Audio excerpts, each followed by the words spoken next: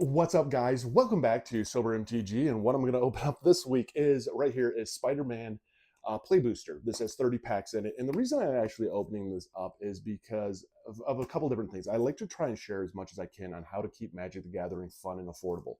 Magic the Gathering prices have gotten really ridiculous, and especially like pre-release sales and all of that. So the one thing I wanted to really share with on this is I'm going to end up opening these up. I'll show you how Wizards of the Coast actually Fs us so much compared to what they used to, because there's only 30 packs in it. Probably going to end up getting anywhere from 39 to 41 mythics and rares. Comment down below what you think I'm going to get. And if you like content like this, hit the like and follow button. I do share a lot about pack openings and box openings, all sorts of stuff Magic the Gathering. But when it comes to keeping Magic the Gathering fun and affordable, the reason I bought this box is when these were first pre-released, the Magic the Gathering ambassadors are just hammering, buy Spider-Man, buy Spider-Man.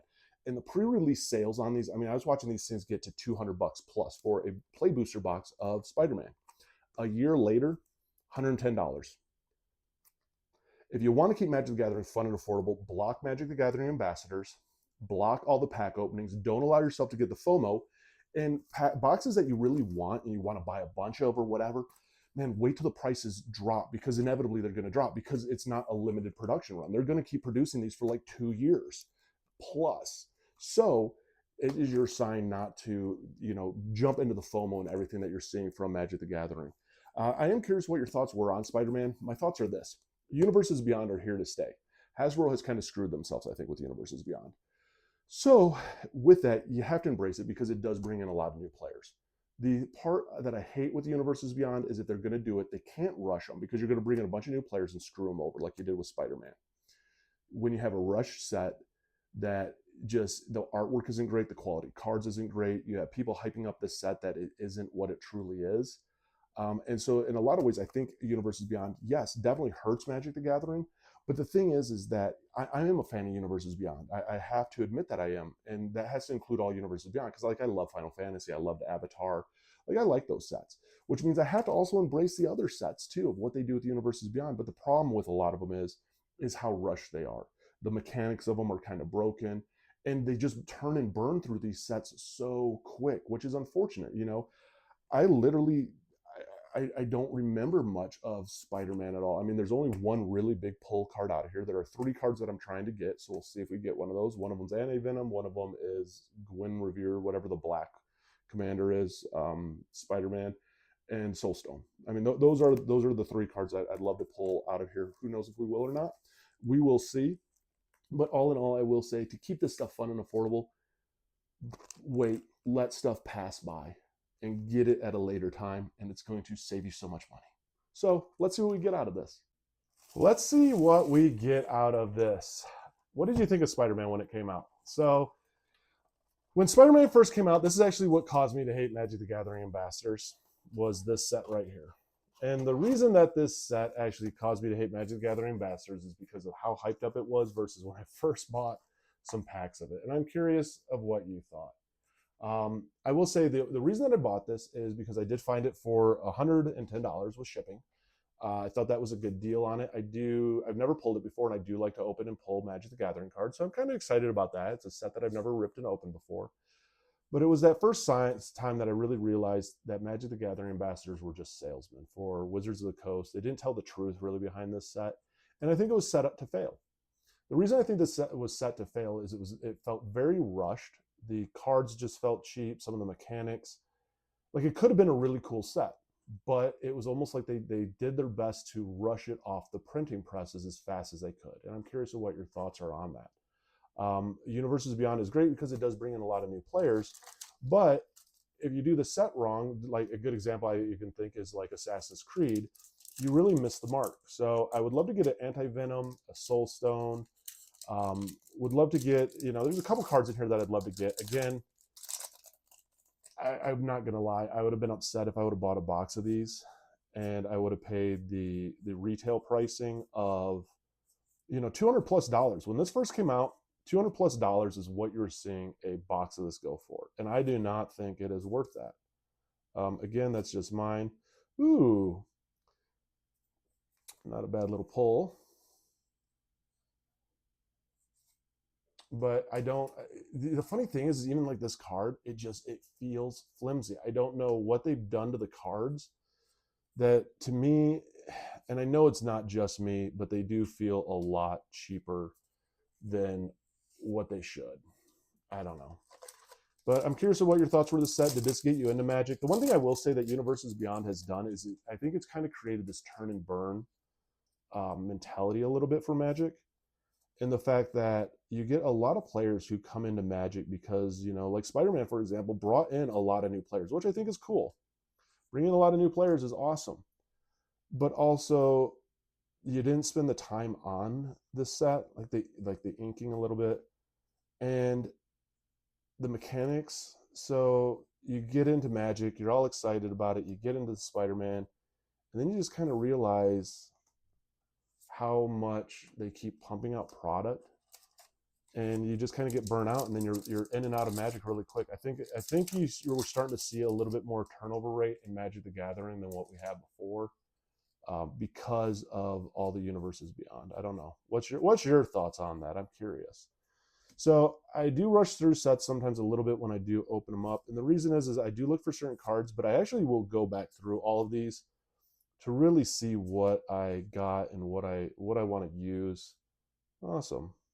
Like I do like the comic book art. I'm not gonna lie on that. Oh, this is the first time in a little while that I've actually pulled out of this. So this is 36 packs versus the typical, like the old school, I should say now, 36 packs. This is the first one in a long time I actually got 3 mythics and rares. It's kind of cool. But I do like the comic book art. I mean, I think it's cool. Do I think it's necessarily Magic the Gathering? I don't know. Do you have fun with it? I think is all that really matters. Like, even my opinion doesn't matter. My biggest thing is, do you enjoy this game? Because, like, this game to me was a lot of fun. I love Magic the Gathering. I really do. And so if you have fun with it, I think that's ultimately in the end all that matters. I really would love to see a Soul Stone. I really would love to see um, an Anti Venom. Like, I don't know why I think Anti Venom is kind of cool, and I know there's like a lot of ways to get around it as a mono white commander, because that's what I play. I do play commander, and I know there's a lot of different ways to remove it, but I don't know. It's one of those cards that I thought was cool. I think we all have cards like that. Mm.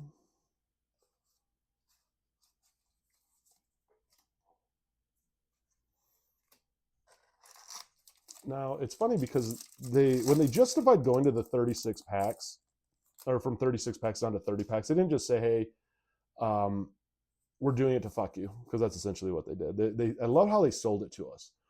People that play draft really want the 36 packs. We're going to make them more affordable, and how these packs have not become more affordable, and they just have become more money. And this is why I actually go back and um, cool. Why I actually will go back and buy older boxes like this is for the sole fact that reprinted boxes, for one. Dude, these 2 cards literally, this is where the quality control on Magic sucks. Let's just call it what it is. Like, I hate to say, this card is thicker than this card right out of a booster box from an LGS. These came from Stomping Ground. That's where quality control, I think, is really messed up some.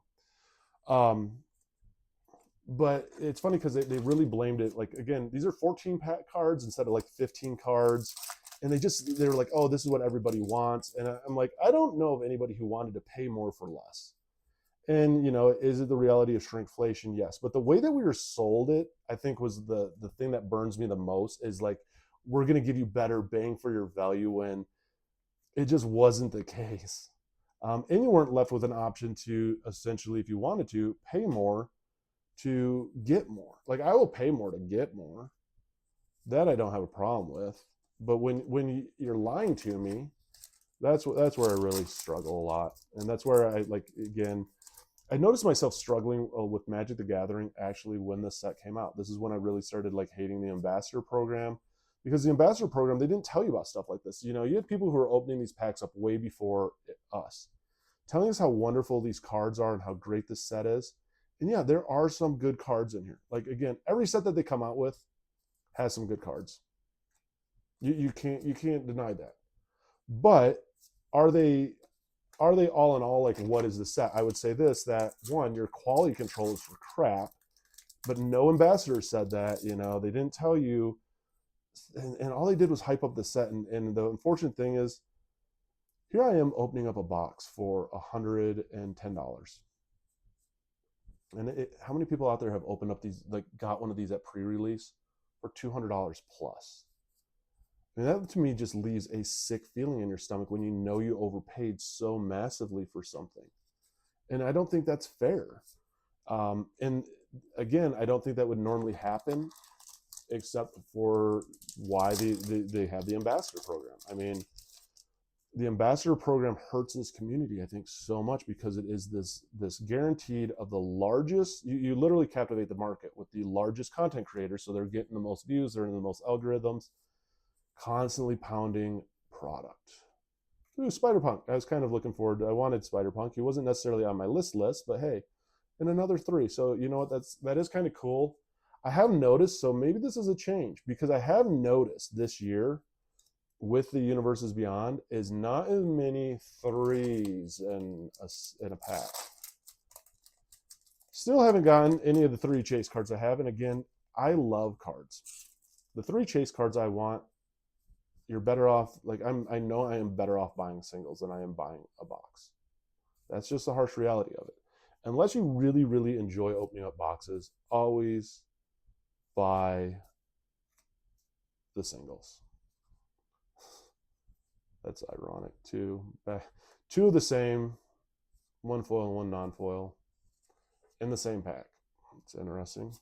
Maybe I should go buy a lotto ticket, because I haven't ran into that in a while. I do kind of count lands that are foil, though. A little bit special, just because I do play with foil lands. I love dinosaurs. I don't have a dinosaur deck that can go into necessarily, but I do love dinosaurs.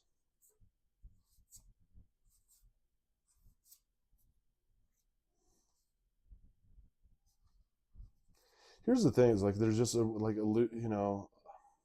for each non-token villain you control. Because the one thing I've noticed is that even with, like, the Marvel sets, of course, they've really tried to push you into integrating those into your decks, with this whole villain and hero. Which, again, it's the challenge for me is that we have so many subgroups and so many tribals that it does make it a little challenging. Saw in half. What do you know? I am getting some cool pulls here, but not the pulls that I want, per se. But destroy target creature. Creature dies as well. 2 tokens that are copies of that creature, except the power is half in the creature's power and the toughness. The funny thing with this is it's funny how many cards are out there designed around, like, essentially harming yourself to get the benefits of the cards. I mean, I remember when I played Magic, like when I first started playing Magic, you weren't trying to mill your own decks, and you weren't trying to kill off your own creatures. And that was something I really had to wrap my head around when I got back into Magic the Gathering, is the fact of, like, how many of these cards are based around. I saw the gray and I was like, oh, no. Ugh. But how many cards are based around, like, sacrificing your own creatures and stuff? Like, for anybody who gets back into Magic after a long time, I think that is one of the hardest dynamics to really understand, is how you want to damage and hurt your creatures so much, so often, to get them to get the effects of certain cards. It's been one of those challenges for me. I'm curious about anybody else out there.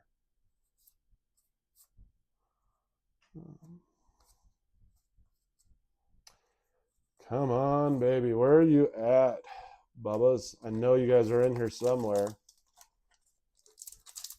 Ironically, strange, weird facts. I paid for this out of pocket, so I'm not a Magic the Gathering ambassador. I'll never be a Magic the Gathering ambassador. And I pay for all my stuff out of my pocket. So that's why I do enjoy take my time when ripping cards. The thing that people don't see is, like, tonight I'll be spending time going through all of these uncommons, all these commons. I sort them by color. I put them into you know, different piles. I verify that they don't really work well. You know, what decks would this maybe work with? All that. Like I really love Magic the Gathering.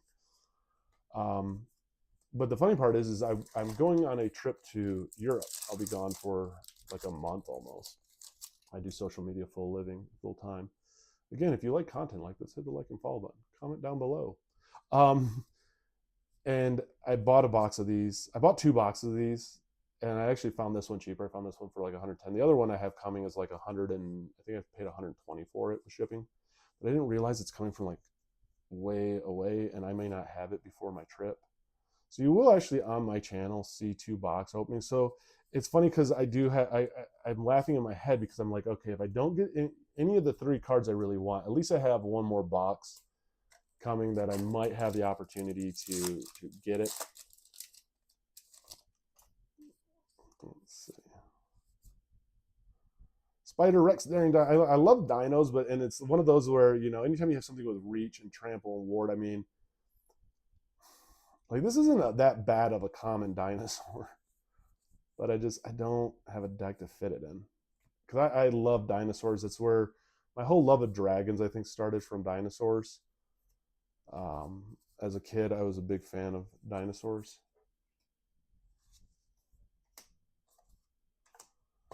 So I've gotten some of the cool artwork cards. I wouldn't say this box is necessarily a bust, but again, I always will repeat to tell people just be careful when buying boxes. The worst thing ever is buying a box really expecting to get some great pulls and you don't, and then you just have that sick feeling afterwards. And that's the thing. I want everybody to keep Magic fun and affordable within your budget. And I think it's important to be able to do that. There we go. One of my chase cards. And I will do like my top 5 pulls that I do after every box.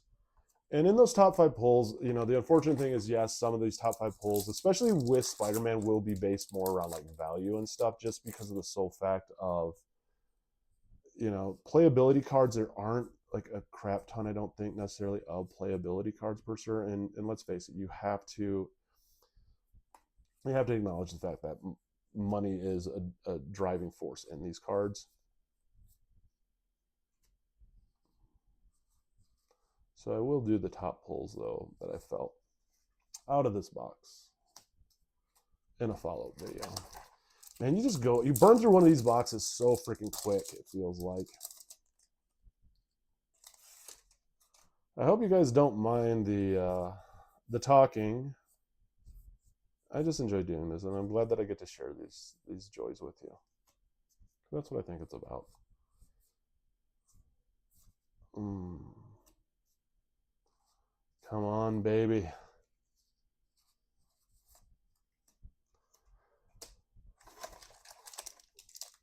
And much like that's why I can't even say like I'm a Universes Beyond hater, because I want a Soul Stone now.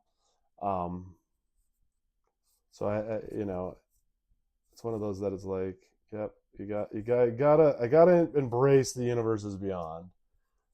I will end up getting a Soul Stone of them all, because it's one of those things like with Magic, even how I am, it's like, you know, I really wanted a 1 ring just because it's like, it's special, you know, it's special. It's a special time in Magic where it was like this a certain like big chase card. Now, the one thing that they did do, which is so dumb, like if they would have never did collector boosters, they would have never had to do the special artwork cards in these to try and get people to buy these. Origin of Spider-Man. Because the special artwork cards, I mean, they're cool, but it's like they try to be like, so see, you know, you can still pull good stuff out of the play boosters in case you can't afford these really expensive collector boosters. Like their marketing team has done just a phenomenal job of sticking it to us. Now the odds of pulling a Soul Stone is, I want to say it's like 1 out of like 600 packs. So we're getting down to the bare end here. We did get 1 of the 3 chase cards of mine, which is kind of cool. And yes, that, you know, I do have some chase cards. I do want to build, you know, as I try to keep embracing Universes Beyond, especially when I get it for a good price. I do want to build a deck with her. So I'm glad I got her. Anti-Venom is the other one I want to build the deck with. That's why he's on my chase too. We're going to retreat.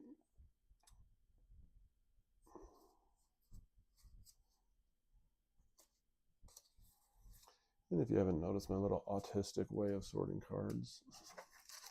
All right, we are down to 5 packs left. Let's see what we get in these last 5 packs. Do we get sweet or shit?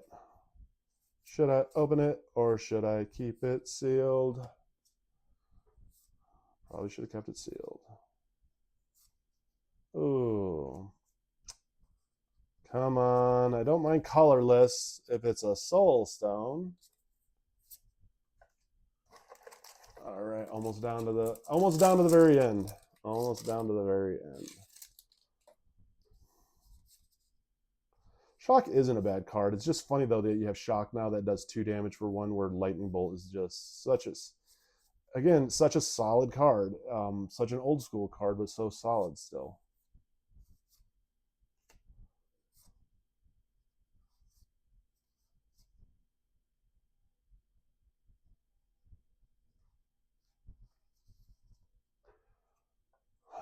All right.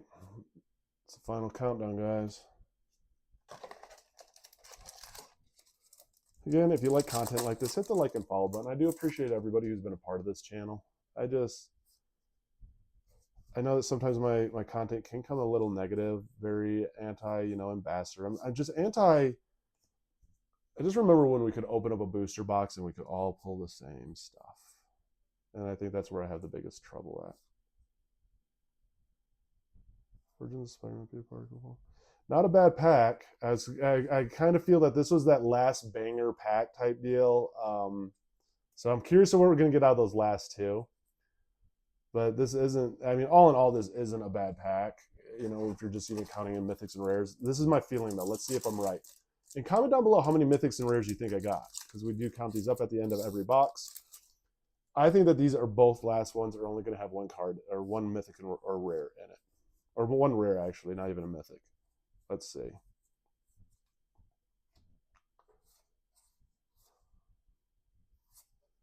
There's 1, yeah. I'm thinking I am right. All right, last pack magic. Do we get a soul stone? And this will be your chance to start tallying up. What do you think are the mythics and rares that we got? Because you probably weren't fully counting along. I don't count along, so I have to actually open up at the end or count them at the end.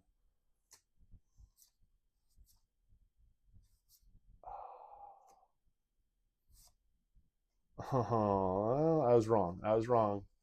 So we did get 2 in that pack. So that's a positive for me. So let's see what we end up getting. I'm going to remove that back treasure off.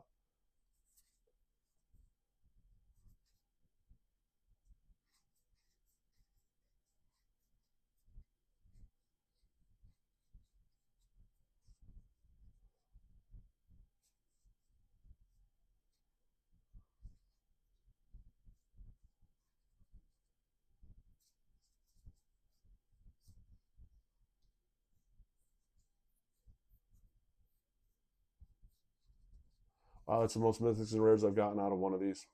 44 mythics and rares. So that's actually not too bad. 44 mythics and rare out of this actually is not that bad. This was a pretty fun box to open. I'm kind of curious and excited to see what these cards all are and go through and sort them all. And if you like content like this, make sure you like to follow. And I will see you guys as I go over then the top 5 hits I got out of the box. I hope you guys have a wonderful day and stay sober, stay safe, and have fun. That's what it's about.